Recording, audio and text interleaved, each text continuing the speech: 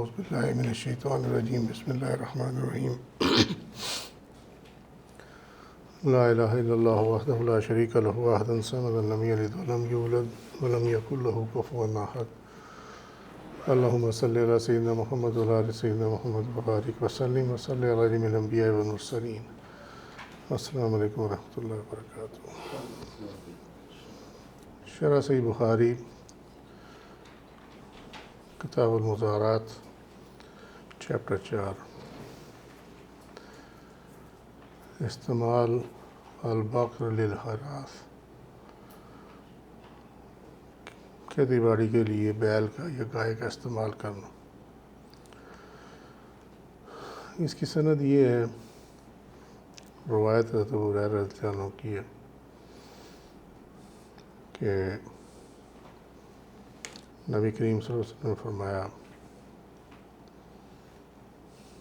بینما رجل راکب علی بقرۃ التفت الیہ فقالت لم اخلق لہذا خلقت للحراثہ. ایک شخص گائے پہ سوار تھا تو گائے اس کی طرف متوجہ ہوئی، بولی مجھے اس سواری کے لیے نہیں بنایا گیا، مجھے کھیتی باڑی کے لیے بنایا گیا. سم ٹائمز بیل کے لیے بھی یہی ورڈ استعمال ہوتا ہے، بقرہ، حالانکہ اس کے لیے عربی میں لفظ جو ہے وہ ہے ثور، ٹورس. اور لیکن اس کا ترجمہ جو ہے وہ گائے کرنے کی اس لیے ہوا کہ یہ اس میں جو صیغہ استعمال ہوا ہے مؤنث کا استعمال ہوا ہے، حالانکہ ہیڈنگ میں بیل کا لفظ انہوں نے ترجمے میں دیا ہوگا. بٹ اینی وے، تو اس نے کہا کہ مجھے کھیتی باڑی کے لیے بنایا گیا، سواری کے لیے نہیں بنایا گیا.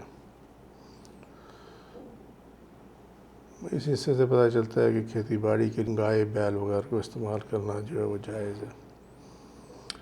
نبی صلی اللہ علیہ وسلم کا جو فرمان ہے وَأَخْذَ الذِّئْبَ الشَّاةَ، اور ایک ذئب بھیڑیا بکری لے اڑا، فَتَبِعَهَا الرَّاعِي، تو گڈریا اس کے پیچھے، یا رائی جو ہے یہ چرواہا، گڈریا، شیپرڈ، اس کے پیچھے گیا. قال له الذئب، اس نے بھیڑیے سے کہا، قال له الذئب، یعنی بھیڑیا اسے کہنے لگا، من لہا یوم السبت یوم لا راعی لہا غیری، کہ جو دن ہوگا درندوں کا، یہ سابعی درندوں کو کہا جاتا، سابع، کہ جو درندوں کا دن ہوگا اس دن ان کا محافظ کون ہوگا. یوم وہ دن لا راعی لہا غیری، کہ جب ان کا چرواہا میرے علاوہ کوئی نہیں ہوگا. تو اس میں درندوں کا ذکر ہے، یوم السابع کا ذکر ہے. اس کی جو ریلیونٹ حدیث ہے وہ یہ 1874 صحیح بخاری کی. حضرت ابو ہریرہ رضی اللہ عنہ نے فرمایا کہ بیان کیا کہ نبی کریم صلی اللہ علیہ وسلم نے فرمایا تم لوگ مدینہ کو بہتر جگہ ہونے کے باوجود چھوڑ جاؤ گے. قال سمعت رسول اللہ صلی اللہ علیہ وسلم یقول یترکون المدینۃ علی خیر، مدینہ حالانکہ سب سے بہتر جگہ ہوگی لیکن اس کو تم چھوڑ جاؤ گے. ما کانت لہا یغشاہا الا العواف،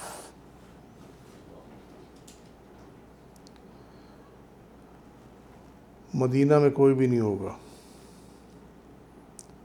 ما کانت لا یغشاہا الا العواف، کہ سوائے اس کے کہ اس کی زمین کو اور اس کی فضا کو پرندے ڈھانپ لیں گے. یرید و وافی الصابع والطیر وآخر من یحشر الریعان من مدینۃ یریدان المدینۃ ینعقان بغنمہا.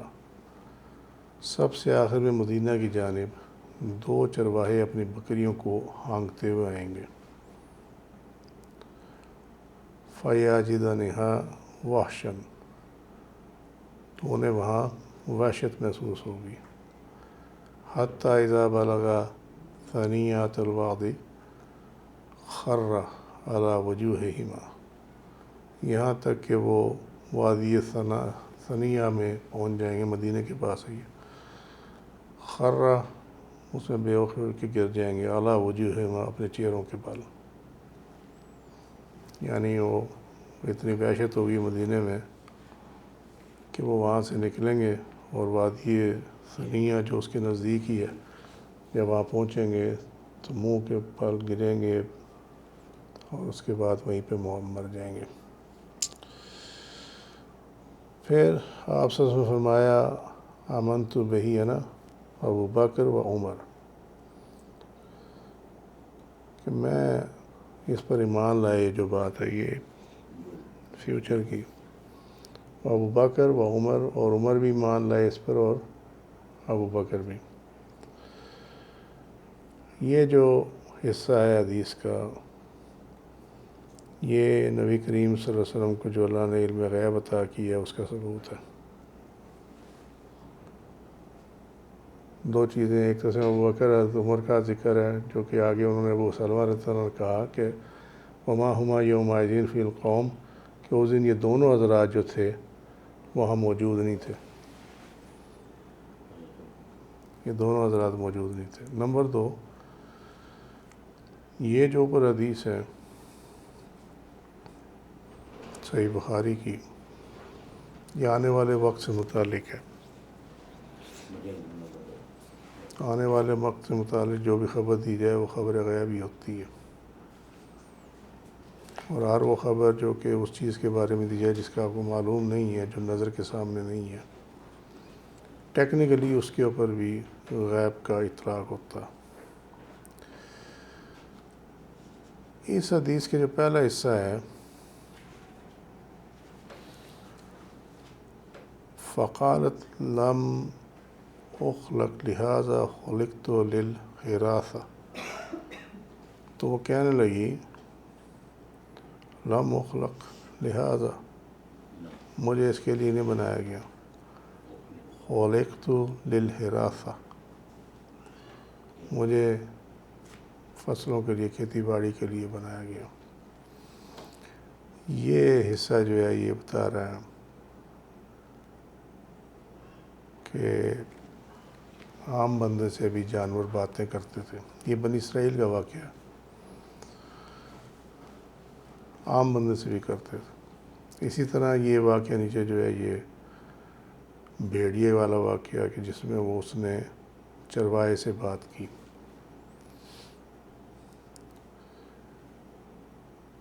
یہ پہلے بھی ہوتا تھا عام بندوں کے لیے، پھر یہ بند ہو گیا، اب یہ دوبارہ شروع ہوگا.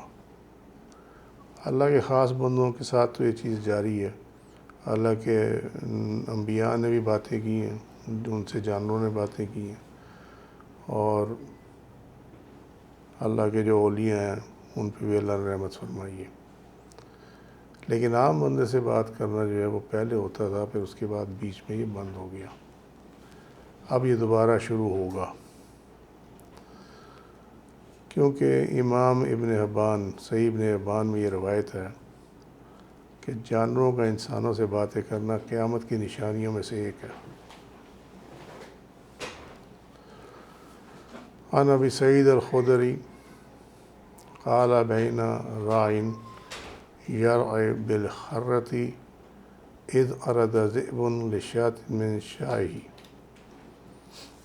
جب ایک چرواہا ہرہ جو مدینہ کے باہر ایک زمین ہے اس میں بکریاں چرا رہا تھا، تو بھیڑیا بکری کو اپنے منہ میں دبا کر بھاگ گیا. فجا رائی یسعی فانتزعها منہ، تو اس نے کوشش کی، چروائے نے اس کے پیچھے اس کو تلاش کیا، فانتزعها منہ، تو اس سے چھین لیا، یعنی اسے بکری واپس چھین لی۔ فقال للراعی الا تتق اللہ، تو بھیڑیا اسے کہنے لگا چروائے کو، الا تتق اللہ، اللہ سے ڈرو، تحول بینی وبین رزق ساقہ اللہ الی، تو میرے اور میرے رزق کے درمیان حائل ہو گیا جو اللہ نے میری طرف ہانکا تھا۔ قال الراعی، چروائے نے کہا، عجب للذئب، اس بھیڑیے پر حیرت ہے، والذئب موقع علی ذنبہ، اور وہ جو بھیڑیا تھا وہ بیٹھا تھا اپنی دم پہ، یکلمنی بکلام الانس، اور مجھ سے انسان کی زبان کی طرح زبان میں بات کر رہا۔ قال الذئب للراعی، بھیڑیے نے چروائے سے کہا، الا احدثک بعجب من ھذا، وہ کہنے لگا کہ کیا میں تجھے اس سے زیادہ بھی عجیب بات نہ بتاؤں؟ ھذا رسول اللہ صلی اللہ علیہ وسلم بین الحرتین، کہ نبی کریم صلی اللہ علیہ وسلم جو ہیں وہ حرتین، یعنی یہ حرتین، حرہ کالی زمین تھی، دو کالی زمینوں کے درمیان، یہ یثرب کہا جاتا تھا علاقہ، یہ پہلے، یہ پھر مدینہ ہو گیا کہ وہاں تشریف لا چکے ہیں۔ یحدث الناس بانباء ما قد سبق، اور لوگوں سے وہ بیان کرتے ہیں وہ واقعات جو گزر چکے ہیں۔ فساق الراعی شاہ الی المدینہ، تو پھر چرواہا جو ہے وہ اپنی بکریوں کو ہانکتا ہوا مدینے کی جانب چلا گیا۔ فزاوہا فی زاویات من زاویہا، پھر اس نے مدینہ کی خانقاہوں میں سے ایک خانقاہ میں فزاوہا، انہیں چھوڑ دیا اپنی بکریوں کو یعنی۔ ثم دخل علی رسول اللہ صلی اللہ علیہ وسلم، پھر نبی کریم صلی اللہ علیہ وسلم کے پاس حاضر ہوا۔ فقال له، تو انہیں کہنے لگا، ما قال الذئب، کہ جو کچھ بھیڑیے نے کہا تھا۔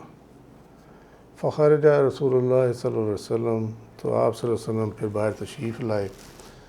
وقال للراعی، اور راعی سے فرمایا، چروائے سے فرمایا، گڈریا شیپرڈ، قم، کھڑے ہو، فاخبر الناس، اور لوگوں کو مطلع کرو۔ فاخبر الناس بما قال الذئب، تو جو کچھ بھیڑیے نے کہا تھا اس چروائے نے لوگوں کو وہ بیان کر دیا۔ وقال رسول اللہ صلی اللہ علیہ وسلم، اور نبی کریم صلی اللہ علیہ وسلم نے فرمایا، صدق الراعی، چروائے نے سچ کہا ہے۔ الا ان من اشراط الساعات، یاد رکھو، بی ویئر، ان من اشراط الساعات، یہ قیامت کی نشانیوں میں سے۔ کلام سباع الانس، درندوں کا انسان سے کلام کرنا۔ والذی نفسی بیدہ، اور اس کی قسم جس کے دست قدرت میں میری جان ہے، لا تقوم الساعۃ، قیامت قائم نہیں ہوگی، حتیٰ یہاں تک کہ تکلم السباع الانس، درندے اور انسان آپس میں باتیں کریں گے۔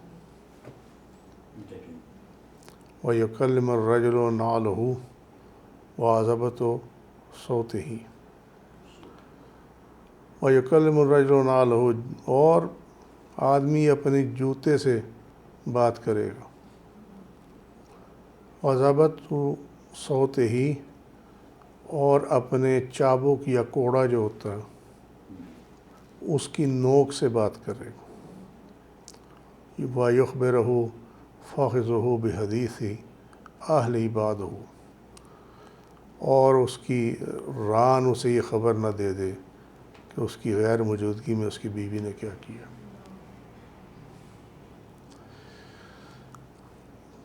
آپ فرماتے ہیں جب تک یہ کام نہیں ہوں گے قیامت نہیں آنے والی.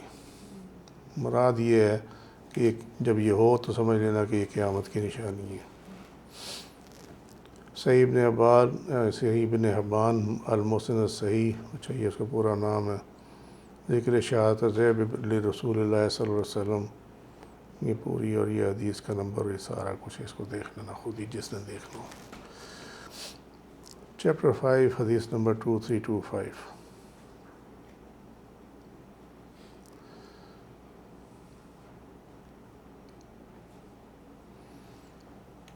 یہ روایت حضرت ابو ہریرہ رضی اللہ عنہ کی، انہوں نے بیان کیا قالت الانصار للنبی صلی اللہ علیہ وسلم کہ انصار نے نبی کریم صلی اللہ علیہ وسلم سے یہ عرض کی اقسم بیننا بین اخواننا النخیل، کہ یہ جو کھجور کے باغات ہیں یہ ہمارے اور ہمارے بھائیوں کے درمیان تقسیم کر دیں.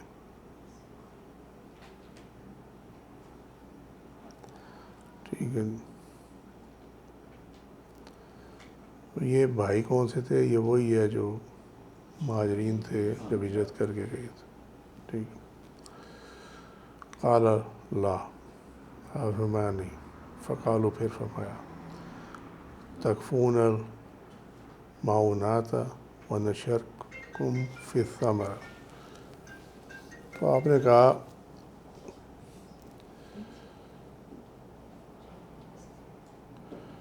یہاں تک جو ہے، یہ ابھی اس میں ہے نا حدیث میں نہیں پتہ چلتا، یہ اوپر نیچے اس کی دوبارہ لکھی پھر یہ میں نے، آپ نے فرمایا لا، یہاں تک جو ہے معاملہ یہ نبی کریم صلی اللہ علیہ وسلم نے کا مکمل ہو گیا کہ آپ نے منع فرما دیا، اس کے آگے کوئی ایکسپلینیشن نہیں ہے. جو آگے حدیث میں ہے نا یہ والا، فقالو، پھر کہنے لگے تکفون المعونۃ ونشرکم فی الثمر، تو پھر جو انصار ہیں وہ یہ کہنے لگے کہ تم لوگ درختوں کی دیکھ بھال کرو. معونات یہ امانت میں بھی آتا، بطور امانت رکھو. ٹھیک ہے. مراد یہ ہے کہ اس کی دیکھ بھال کرو. وَنَشَرْكُكُمْ فِي الثَّمَرَةِ، اور ہم تمہیں اس کی پیداوار یا اس کے پھلوں میں حصہ دیں گے. مہاجرین نے کہا سمعنا وَأَطَعْنَا، ہم نے سن لیا اور ہم ایسے ہی کریں گے. اطعنا، ہم اطاعت کریں گے یعنی ایسے ہی کریں گے. اچھا جی. اب اس میں جو امپورٹنٹ چیز ہے وہ یہ ہے کہ یہ النخیل کا ذکر ہے. النخیل کہتے ہیں جو نخلستان، اردو میں لفظ سنا ہوگا نخلستان، کہ وہ صحرا میں نخلستان ہوتا. ایکچولی نخیل کہتے ہیں کھجوروں کے باغ کو. تو وہ کھجوروں کا باغ کہیں اس میں اگا ہوتا ہے اپنا صحرا میں، تو اس لیے کہتے ہیں نخلستان اسے کہتے ہیں. اب چونکہ یہ کھجوروں کے باغ کا ذکر ہے لہذا یہاں پہ کھیتی کا کوئی معاملہ نہیں ہے، زراعت کا معاملہ نہیں ہے اس کے اندر. یہ مساقہ کا کیس ہے.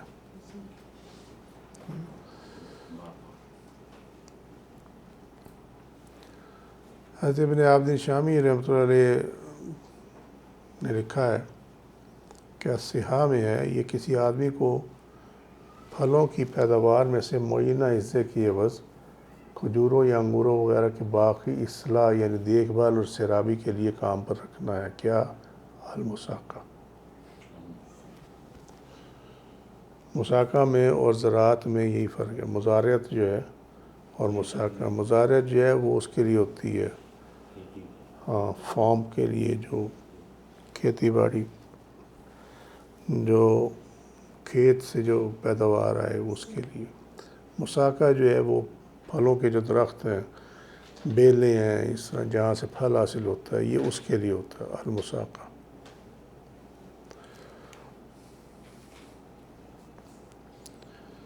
اس کے بعد انہوں نے لکھا کہ یہ اس طرح ہے کہ مثال کے طور پر وہ یعنی باغ کا مالک یہ کہے کہ میں نے کھجوروں کا یہ باغ اتنے اتنے حصے کے عوض 50% کے عوض 30% کے عوض 40% وٹ ایور جو بھی ریشو ان کی طے ہو، مساقتاً تمہارے حوالے کیا، اور مساقی کہے کہ میں نے قبول کیا. جس کو دیا جاتا ہے اس کو کہتے ہیں مساقی۔ اس میں یہ شعور دیا گیا ہے، یعنی یہ جو مثال دی گئی ہے اس میں شعور یہ دیا گیا ہے کہ مساقات ایکچولی ایجاب اور قبول کا نام ہے، مزارت میں ایسا نہیں ہے۔ مزارت میں دونوں جو ہے اپنے اپنی آفر دیتے ہیں، اس میں آفر کوئی نہیں ہے۔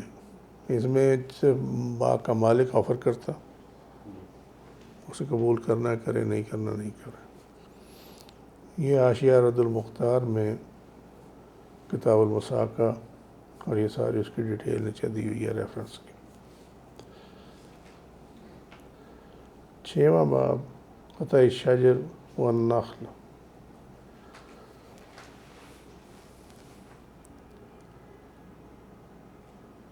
درختوں کو اور کھجور کے درختوں کو کاٹنا۔ وقال انس امر النبی صلی اللہ علیہ وسلم بالنخل فقطع، کہ ہمیں نبی کریم صلی اللہ علیہ وسلم نے کھجوروں کے درختوں کے متعلق امر کیا، یعنی حکم دیا، فقطع تو ہم نے اس کو کاٹ دیا۔ یہ حدیث نمبر 2326 ہے۔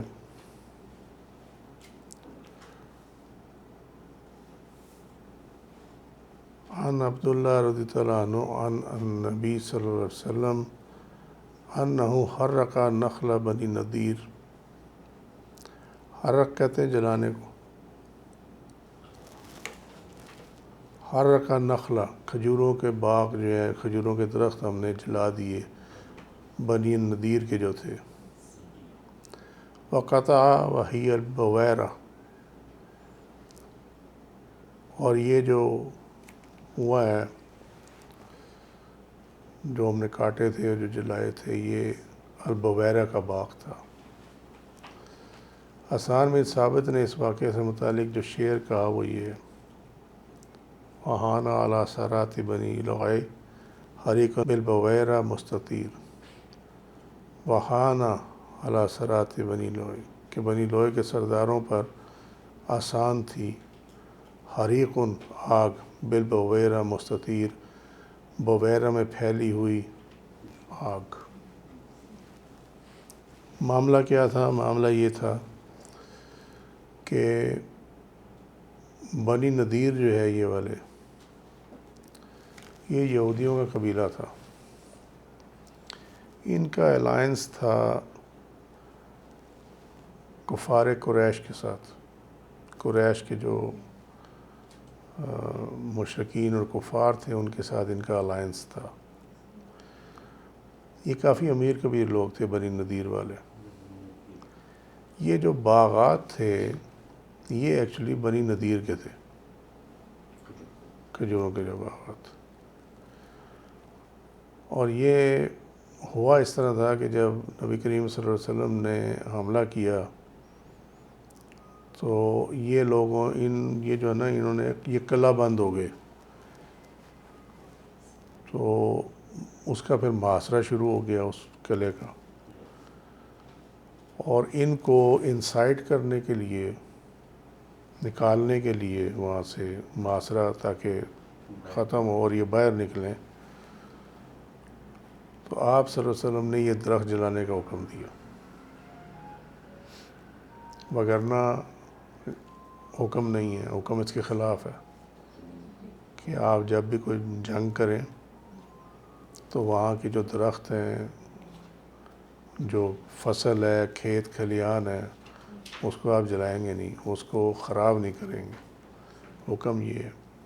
مگر یہاں معاملہ یہ تھا کہ انہوں نے اپنے آپ کو قلعہ بند کر لیا تھا، تو ان کو باہر نکالنے کے لیے جنگی حکمت عملی کے طور پر یہ کام کیا گیا۔ اور وہ بے اثر ان پہ کیوں ہو، وہ آسان بنی لوئی پہ کیوں تھا؟ بنی لوئی تھے وہ قریش تھے، ان کو کیا لگے، باغ تو دوسروں کے جل رہے تھے، تو اسی پہ یہ انہوں نے تنزن یہ کہا کہ ان کے سرداروں پہ یہ آگ جو تھی بغیر باغ میں لگی ہوئی یہ آسان تھی، یہ برداشت کر گئے، اس کو کوئی مسئلہ نہیں تھا۔ اب اس واقعے کی بظاہر کوئی نہیں نظر آتی کہ یہ کتاب المزارات کے ساتھ اس کی کوئی ہو، ماسوائے اس کے کہ اگر یہ اس میں توجہ لی جائے کہ یہ زمین جب مزارع کو تخلیت فی الارض ہم نے جیسا پڑھا تھا کہ زمین بالکل فارغ کر کے دیں گے، تو زمین فارغ کرنے کے لیے اگر زمین پہ لگے ہوئے جو نباتات ہیں یا یہ درخت چھوٹے موٹے ہیں ان کو اگر جلانا پڑے تو انہوں نے اس حدیث کو اپلائی کیا وہاں کہ یہ جب انہوں نے جلایا تھا تو پھر یہ بھی ٹھیک ہے۔ یہ امام بخاری نے یہ کیا اس کے اندر۔ یہ جب انہوں نے جلائے تو صحابہ کرام تھوڑے سے ڈسٹرب تھے مینٹلی کہ یہ ہم سے کوئی گناہ نہ سرزد ہو گیا ہو، کیونکہ درختوں کو آگ لگا دی، پھلدار درخت تھے، کیونکہ بتایا نا کہ یہ منع ہے۔ اس پہ پھر یہ اللہ سبحانہ وتعالیٰ نے سورہ الحشر کی آیت نمبر 5 نازل فرمائی، تم نے کھجور کے جو درخت کاٹے اور جو تم نے جڑ پر قائم رہنے دیے یہ اللہ کی اذن سے تھا تاکہ وہ نافرمانوں کو رسوا کرے۔ سورہ الحشر کو بعض جگہوں پہ سورہ نذیر بھی لکھا جاتا ہے، کیونکہ یہ سورہ الحشر کے اندر اس قبیلے کے ساتھ جو کچھ ہوا ہے اس کا ذکر ہے۔ میٹافورکلی جو ذکر کیا گیا وہ اس کی طرف ہی ہے۔ جیسے یہ آیت ہے کہ اس میں یہ نہیں پتہ چل رہا کہ یہ بنی نذیر کا ہے، لیکن جب آپ حدیث کو کھولیں گے اس سے متعلقہ تو آپ کو پتہ چلے گا کہ یہ بنی نذیر کا واقعہ ہے حرب وغیرہ میں۔ صحیح بخاری کتاب تفسیر القرآن چیپٹر 2 حدیث کا نمبر 4884۔ اچھا جی، اب اس سے استدلال کیا ہے؟ اس سے استدلال یہ ہے کہ کفار اور مشرکین کی ملکیتی درختوں کو کاٹنا اور جلانا جائز ہے تاکہ ان کی حوصلہ شکنی کی جائے۔ یہ صرف جنگی حکمت عملی کے طور پر ہے، ادروائز سوال ہی نہیں پیدا ہوتا۔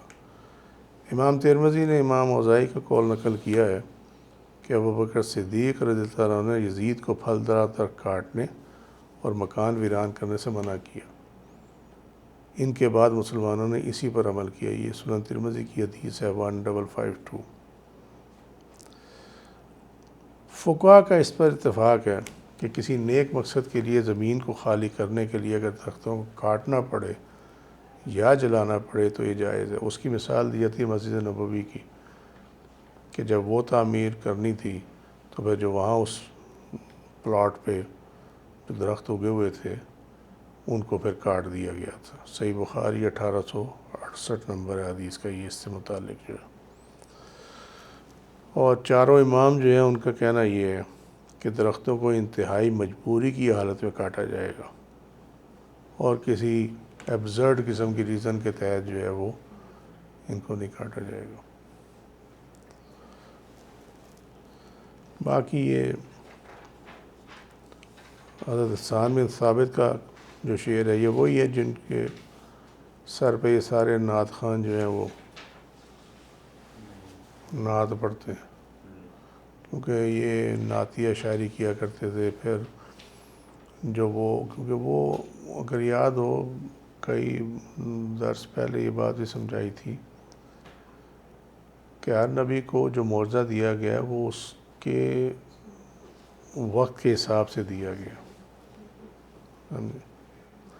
جیسے حضرت عیسیٰ علیہ السلام کو برس اور کوڑ اور نابینا پن اس سے شفا کا معجزہ دیا گیا، کیونکہ اس ٹائم لوگ اس کو فالو کرتے تھے جس کے ہاتھ میں شفا ہوتی تھی۔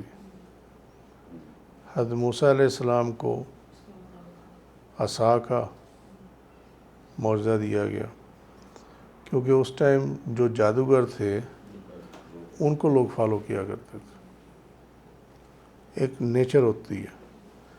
نبی کریم صلی اللہ علیہ وسلم کا جو دور ہے اس میں جو شعراء تھے، یعنی شاعر تھے اس دور کے، فلسفی شاعر، ان لوگوں کو لوگ بہت فالو کیا کرتے تھے.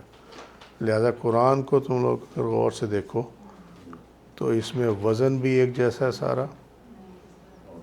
اس کے اندر جو اگر آپ شاعری کے اینگل، حالانکہ یہ شاعری نہیں ہے لیکن شاعری کے اینگل سے اگر آپ دیکھیں کہ وہ اوزان، مقطع، مطلع، ٹھیک ہے، ہر ایک کا جو سابقہ اور لائقہ ملنا، وہ تمام چیزیں اس کے اندر پائی گئی. اسے تو فرمایا گیا تھا کہ لکھ کے لے آؤ، اس کے ساتھ کی ایک صورت ہی لے آؤ. تو اس ٹائم یہ تمام کام جو ہوتا تھا، عرب میں بڑے بڑے شعراء تھے اس ٹائم، انہوں نے کام یہ پکڑا ہوا تھا کہ نبی کریم صلی اللہ علیہ وسلم کی حجب میں، یعنی آپ کی شان کو کم کرنے کے لیے یا اب معاذ اللہ استغفر اللہ آپ کو برا بنا کے پیش کرنے کے لیے وہ شاعری کرتے تھے. اس کا جواب جو ہے آستان میں ثابت کیا کرتے تھے. وہ برائی کرتے تھے، آپ تعریف کرتے تھے. اور تعریف اور وصف جو ہے اس کو عربی میں کہتے ہیں نعت. ہمارے یہاں نعت وہی ہوگی جو تمہیں سمجھاتا ہوں، مجھے یہ دے دے، مجھے فلانا دے دے، ہاں بس ایسے کر دے. اس کے متعلق ایک اور روایت بھی ہے اس شعر کے متعلق، اور وہ ہے یہ حضرت زہری کا قول. اس کو یہ جو ہمارے شمس الائمہ ہیں ابو بکر محمد بن احمد بن ابی سال السرخسی، انہوں نے اس کو کوٹ کیا ہے کہ نبی علیہ السلام لما مر من اوساط یرید الطائف، کہ طائف جاتے ہوئے نبی صلی اللہ علیہ وسلم اوطاس سے گزرے. بدا لہو، پھر ان کے ذہن میں آیا، آپ صلی اللہ علیہ وسلم کے ذہن میں آیا، قصر مالک بن عوف النصری، مالک بن عوف النصری کے محل آپ کے ذہن میں آئے. فامر بہی ان یحرق، تو آپ نے اس کے بارے میں یہ حکم دیا ہے کہ اس کو جلا دو، اس کے محل کو جلا دو. وفی ذالک قال حسان، اس کے متعلق جو ہے حضرت حسان میں ثابت نہیں ہے شعر کا، وہان علی سرات بنی لوئی حریق بالبویر مستطیر. امام محمد کیا کہتے ہیں، انہوں نے کہا فقط امرا بتحریک قصر ہی و لیس بمحاصر لہو، کہ آپ نے اس کو جلانے کا حکم دیا تھا، اس کا محاصرہ کرنے کا حکم نہیں دیا تھا. ٹھیک ہے. وَإِنَّمَا أَمْرَ بِهِ لِأَنَّ فِيهِ قَطْبًا وَغَيْظًا لَهُ، اور یہ حکم جو ہے اس کو کیوں دیا گیا تھا جلانے کا، بہی لِأَنَّ فِيهِ قَطْبًا وَغَيْظًا، کہ اس میں اپنے جلال کو دکھانے کے لیے. ٹھیک ہے. لِأَنَّ فِيهِ قَبْطًا وَغَيْظًا، قبطاً ذلیل رسوا کرنے کے لیے، وغیظاً اپنا جلال دکھانے کے لیے. فقط کان ہوا امیر الجیش فی حصن الطائف، کیونکہ وہ طائف میں امیر جیش تھا. حصن طائف، طائف کے قلعے میں امیر جیش تھا، لشکر کا امیر تھا.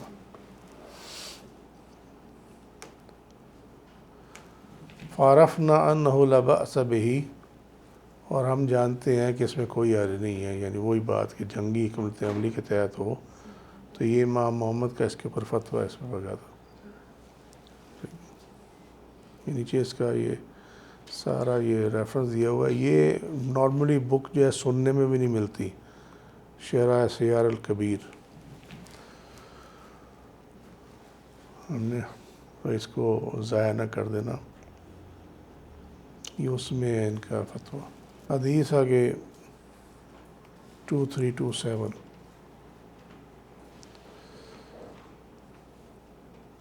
حنظلہ بن قیس الانصاری وہ روایت کرتے ہیں سامع رافع بن خدیج، کہ انہوں نے رافع بن خدیج رضی اللہ عنہ کو کہتے ہوئے سنا. تو وہ کیا انہوں نے کہا، کننا اکثر اہل المدینہ تھے مزدرعہ، یہ مضارع سے ہے. ٹھیک ہے،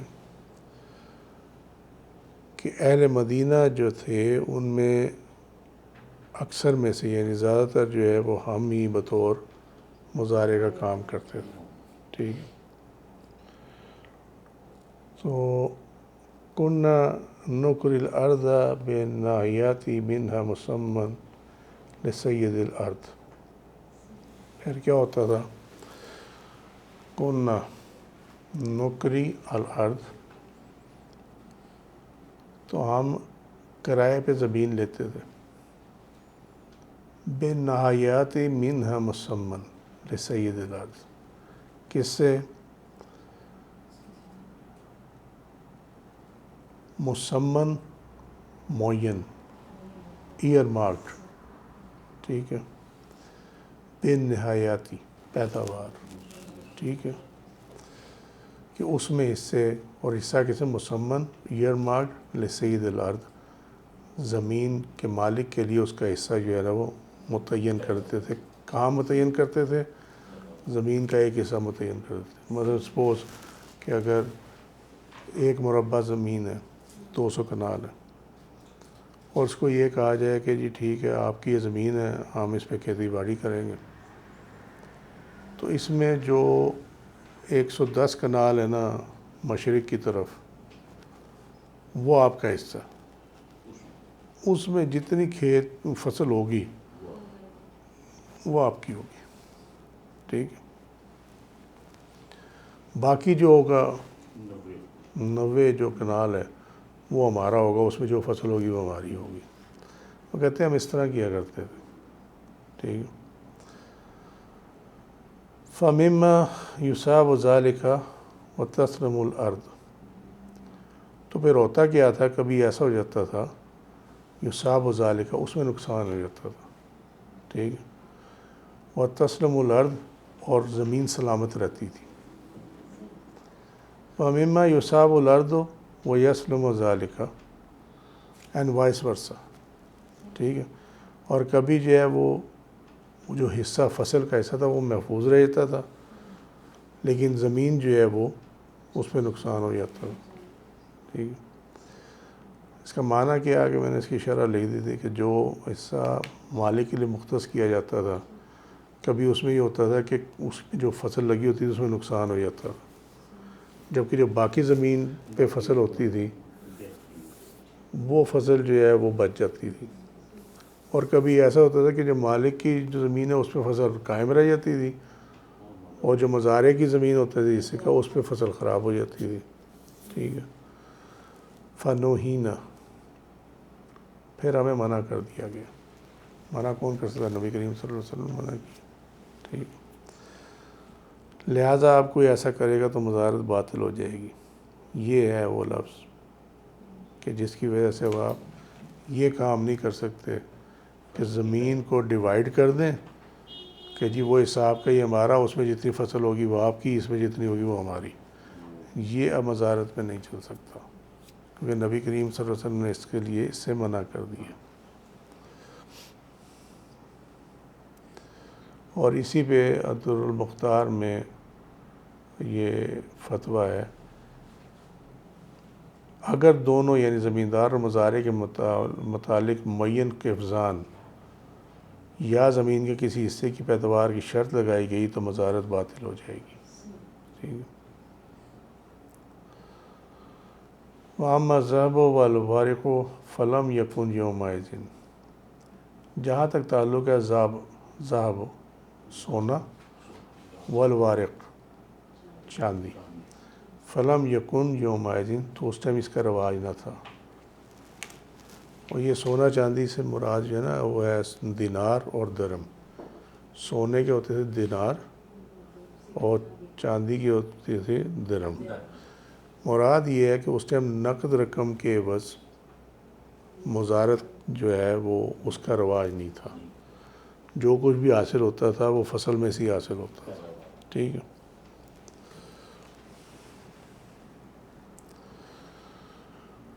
پھر یہ ہوا کہ یہ پھر بعد میں یہ رواج ہو گیا تھا، اور وہ پھر اسی لیے جو اجرت کا معاملہ ہے وہ ادھر چلا گیا. اب مزارت ان شرائط پہ نہیں ہو سکتی جن شرائط میں پہلے ہوا کرتی تھی کبھی، کیونکہ پھر اس کے بعد نبی کریم صلی اللہ علیہ وسلم نے اس کی اجازت دے دی تھی. ٹھیک ہے.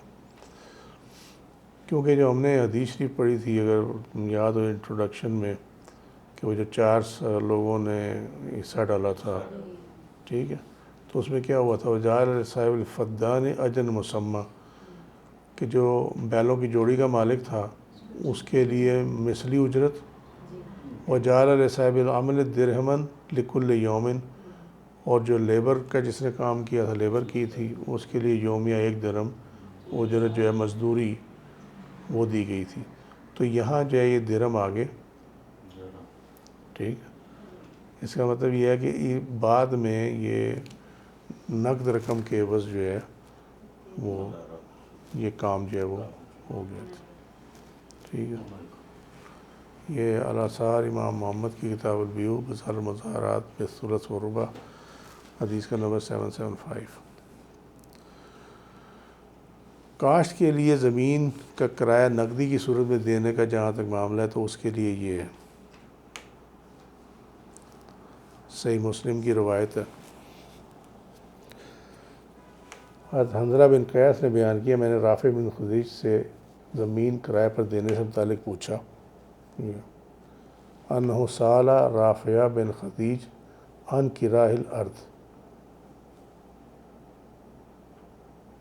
انہ سوال کیا رافع بن خدیج عن کرائہ الارض، زمین کرائے پر دینے سے متعلق، ٹھیک ہے۔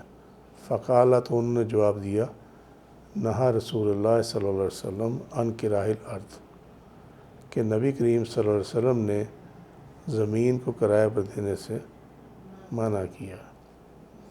قالا، میں نے کہا، فقلت آب الذہب والورق، کیا سونے اور چاندی کے بھی عوض، یعنی نقدی رقم کے عوض بھی؟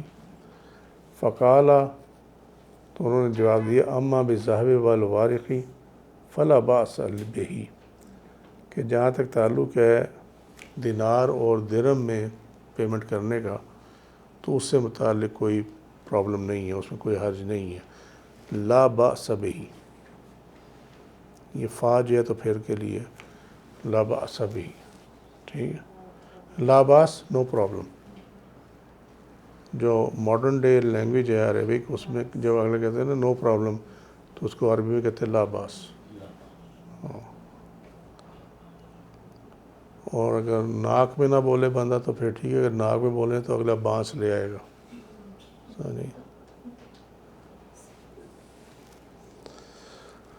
صحیح مسلم کتاب البیوع چیپٹر 19 حدیث کا نمبر 1547، یہ باقی نیچے ساری اس کی ایڈیشن وغیرہ سب لکھا ہوا۔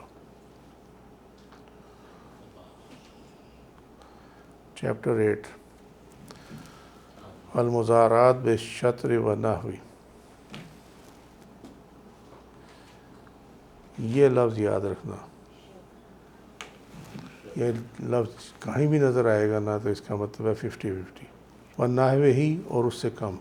یہ جو ترجمۃ الباب ہے اس کا، اس میں یہ تمام جو لیڈنگ صاحب ہیں ان کے حوالے سے یہ دیا گیا، میں نے اس کو نہیں چھیڑا، اس کی تعلیقات ہیں، اس کی ضرورت نہیں ہے، اس لیے کہ جب امام بخاری نے اس کو درج کر دیا تو پھر ٹھیک ہی ہے، بات ختم ہو گئی۔ لیکن تعلیق کا اگر ڈیٹیل چاہیے تو وہ مل جائے گی، وہ اتنا بڑا مسئلہ نہیں ہے۔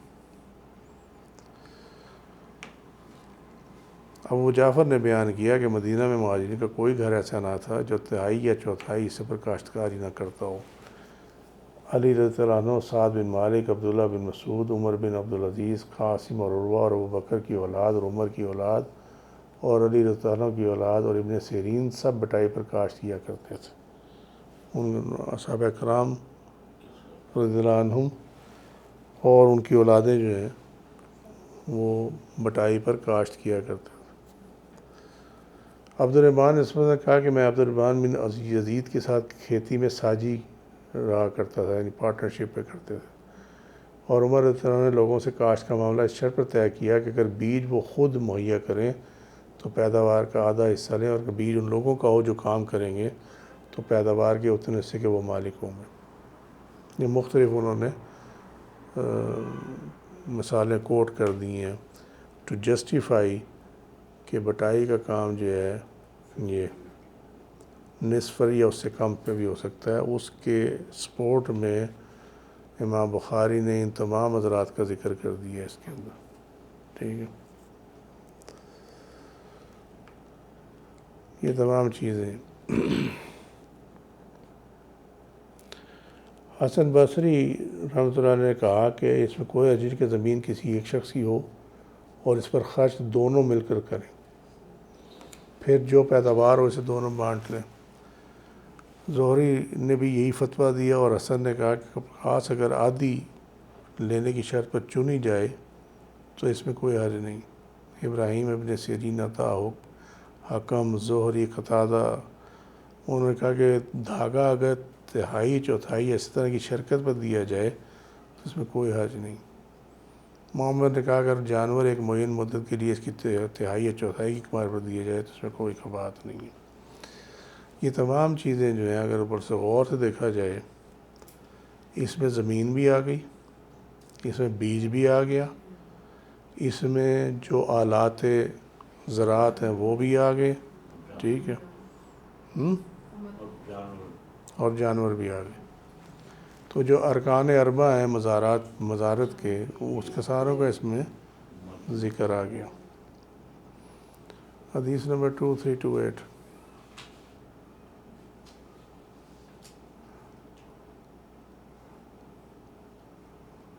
یہ روایت ہے حضرت ابن عمر رضی اللہ عنہ کی. اخبرہ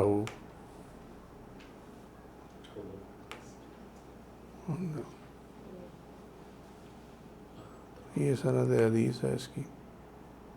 خبر کیا دیا نا نبی صلی اللہ علیہ وسلم, عاملہ خیبر بشطر ما یخرج منہا من ثمر او زرع, کہ خیبر کی زمینوں پہ اور باغوں میں نبی کریم صلی اللہ علیہ وسلم نے یہودیوں سے عمل کروایا.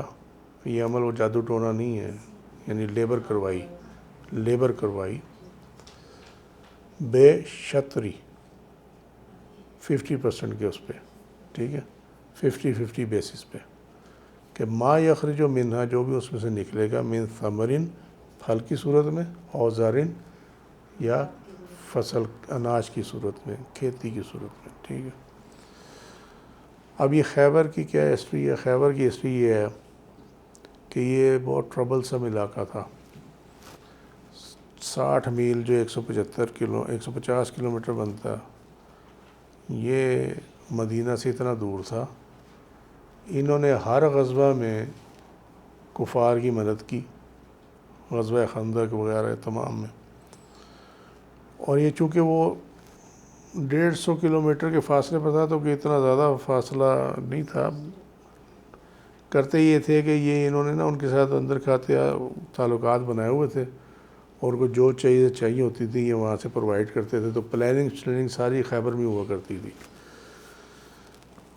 وہ 27 یہ تمام معاملات کو دیکھے نبی کریم صلی اللہ علیہ وسلم نے 1600 بندے تھے آپ کے پاس, ان کو ساتھ جا کے تو آپ نے چڑھائی کر دی خیبر پہ.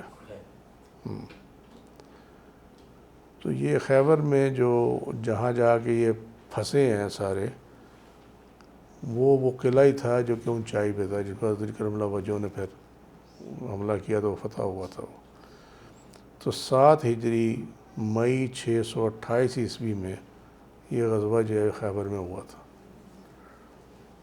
اس میں بنی نذیر کے جو سردار تھے حیی بن اخطب, ان کی بیٹی صفیہ بھی قید ہوئی تھی. بعد میں آپ صلی اللہ علیہ وسلم نے ان سے نکاح کر لیا تھا, آزاد کر کے ان کو. یہاں معاملہ یہ ہوا تھا کہ مختصراً یہ ہے کہ جب وہ خیبر فتح ہو گیا تو جو وہاں یہودی تھے, کیونکہ یہودیوں کا گڑھ تھا وہ, ان کو کہا گیا کہ بھئی اب تم نکلو یہاں سے. تو یہودی نے کہا کہ جی آپ ہمیں نہ نکالیں, آپ اس طرح کر لیں کہ ہم 50-50 بیسس پہ ہم آپ کے لیے لیبر کر دیں گے زمینوں اور باغوں میں. تو جو پیداوار آئے گی پھلوں میں کی صورت میں یا اناج کی صورت میں, اس کا 50% آپ لے لینا اور 50% جو ہے وہ ہم لے لیا کریں گے۔ تو آپ صلی اللہ علیہ وسلم نے فرمایا کہ ٹھیک ہے مجھے منظور ہے، لیکن جب تک ہم چاہیں گے تب تک ہی تم رہ سکتے ہو، یعنی اس کے اندر کوئی مدت نہیں تھی، ہاں مدت کا تعین نہیں تھا۔ اب اس واقعے کو بیس بنایا جاتا ہے کہ جی یہ آپ صلی اللہ علیہ وسلم نے چونکہ پیداوار کے نصف پہ ان سے عمل کروایا تھا، ٹھیک ہے، تو لہٰذا مزارت جو ہے وہ جائز ہے، اور جو مزارت ہوتی کیا ہے کہ شراکت ہوتی ہے فصل میں، پیداوار میں، ٹھیک ہے۔ یہ اتنی ایک اس کے بارے میں ہر کوئی اپنی اپنی اوپینین دیتا، ٹھیک ہے۔ میرے لیے بڑا آسان تھا، میں تمہیں پڑھا کے وہی نکل جاتا جو لکھا ہوا ہے نا، وہی پڑھا کے نکل جاتا، بات ختم ہو جاتی۔ لیکن مسئلہ یہ ہے کہ امام ابو حنیفہ کا جو فتویٰ اس کے اگینسٹ ہے، اور ان کا فتویٰ نبی کریم صلی اللہ علیہ وسلم کے فرمان یا آپ کے جو حکم ہے اس کے خلاف نہیں ہو سکتا، ہماری سمجھوں میں فرق ہوتا، سمجھے۔ یہ بہت امپورٹنٹ حدیث شریف ہے، کیونکہ یہی بیس کرتی ہے جو مزارت کو کہتے ہیں کہ 50-50 پہ آپ کر سکتے ہیں یا اس سے کم پہ بھی کر سکتے ہیں، وہ اسی پہ بیس کرتے ہیں۔ خیبر میں یہ مزارت کا معاملہ نہیں تھا، ٹھیک ہے۔ خیبر میں معاملہ جو تھا وہ خراج کا تھا، اور یہی جو ہے وہ بیس بعد میں بنی حضرت عمر فاروق رضی اللہ عنہ کے دور میں، جب اسواد العراق، یہ جو دجلہ اور فرات کے جو اطراف کی جگہ ہے جو زمینیں تھیں، وہ بڑی زرخیز زمینیں تھیں، اس پہ ان کا صحابہ سے جھگڑا ہو گیا تھا، بحث ہو گئی تھی اسی معاملے میں۔ وہ کہہ رہے تھے کہ ان زمینوں کو جو ہے وہ تقسیم کرو، آپ کہتے تھے میں نہیں کروں گا یہ تقسیم۔ اس پہ حضرت عمر کا جو ساتھ دیا وہ حضرت عثمان نے دیا، اور حضرت علی کرم اللہ وجہہ نے دیا، اور حضرت طلحہ بن زبیر نے ساتھ دیا۔ لیکن جو فیصلہ ہوا یہ نہیں کہ زبانی کلامی ہو گیا، ان کا جی ہم ان کے ساتھ جو ان کی رائے وہ ٹھیک ہے، انہوں نے یہاں تک کہہ دیا انہوں نے صحابہ نے کہ اگر آپ آج تقسیم نہیں کرتے نا تو اگلی جو جنگیں آ رہی ہیں نا تو اس میں کوئی حصہ نہیں لے گا، کیونکہ ان کو پتہ ہے ملنا تو کچھ ہے نہیں، سمجھے، یہاں تک کہہ دیا گیا۔ تو حضرت عمر فاروق رضی اللہ عنہ نے پھر قرآن کی آیت سے تین آیات سے آپ نے ثابت کیا کہ تمہارا فیصلہ غلط ہے، میں جو کہہ رہا ہوں ٹھیک کہہ رہا ہوں، ٹھیک ہے۔ اب یہ اس میں اتنی جو ڈیٹیل ہے اس کے لیے ٹائم چاہیے، ورنہ یہ ہوچ پوچ ہو جائے گا اور پھر یہ کام ہو جائے گا خراب۔ اسی میں کنفیوژن میں رہو گے کہ خیبر میں مزارت تھی یا خیبر میں خراج مقاسمہ تھا۔ وما علینا الا البلاغ واللہ ورسولہ اعلم بالصواب۔ سبحانک اللہم وبحمدک، اشہد ان لا الہ الا انت، استغفرک واتوب الیک، عملت سوءا وظلمت نفسی فاغفر لی فإنہ لا یغفر الذنوب الا انت۔ سبحان ربک رب العزۃ عما یصفون وسلام علی المرسلین والحمد للہ رب العالمین۔ السلام علیکم ورحمۃ اللہ وبرکاتہ۔